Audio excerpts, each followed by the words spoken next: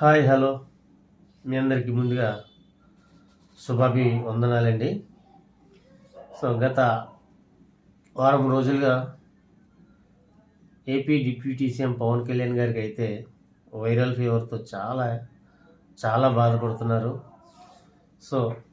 అతడు చాలా అయితే హాస్పిటల్లోనే ఇంకా ట్రీట్మెంట్ అయితే తీసుకుంటున్నారు. పవన్ కళ్యాణ్ సార్ త్వరగా కోలుకోవాలని జన సైనికులైతేనేమి, వీర మహిళలైతేనేమి అతడి ఆరోగ్యం కోసం ప్రత్యేక పూజలైతే ప్రతి ఏరియాలోని చేస్తున్నారు. ఆయన ఆ వైరల్ ఫీవర్ను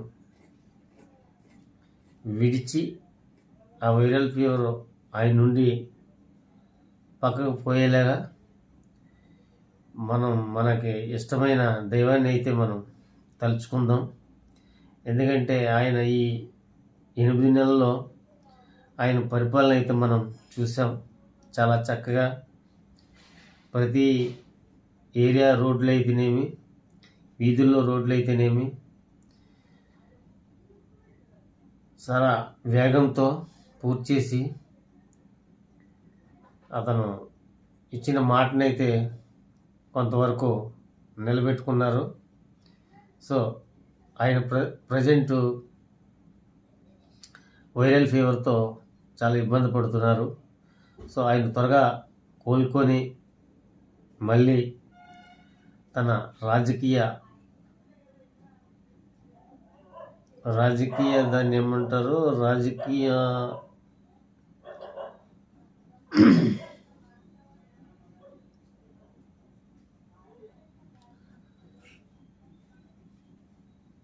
తన పదవి ఏదైతే డిప్యూటీ సీఎం పదవి ఉందో ఆ పదవిని త్వరగా ఆయన ప్రజల ముందుకు వచ్చి నెరవేరుస్తారని, అతని ఆరోగ్యం బాగుపడాలని, త్వరగా మన ముందుకు వచ్చి పరిపాలన సాగించాలని మనమైతే మన ఇష్టదైవానికి అతను ఫాన్స్, మనం జన సైనికులు, అతని కోసం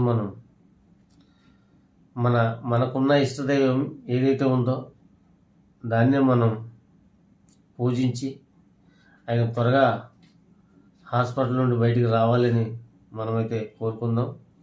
ఎందుకంటే వైరల్ ఫీవర్ చాలా ఇబ్బంది పెడుతుంది ఆయన్ని. ఎందుకంటే ఇప్పటివరకు ఆయన ఒక గాజు బొమ్మ, అనగా బయటకు వస్తే ఆ గాజు బొమ్మ పగిలి పోతుంది కదండి, అలాగా సుతిమెత్తంగా సుతారంగా ఆయన ఇప్పటి వరకు బ్రతికారు, జీవించారు, నడిచారు. ఇప్పుడైతే ప్రజలైన దేవుళ్ళు అంటూ ఎక్కడికి పడితే అక్కడ చాలా విరివిగా వాడబడుతున్నారు, విరివిగా తిరుగుతున్నారు.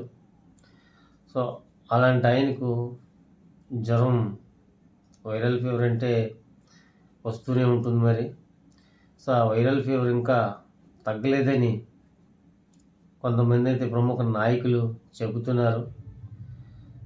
ఆయన ఎంత వీలైతే అంత త్వరగా కోలుకొని మన ముందుకొచ్చి పరిపాలన సాగించాలని మనమైతే కోరుకుందాం.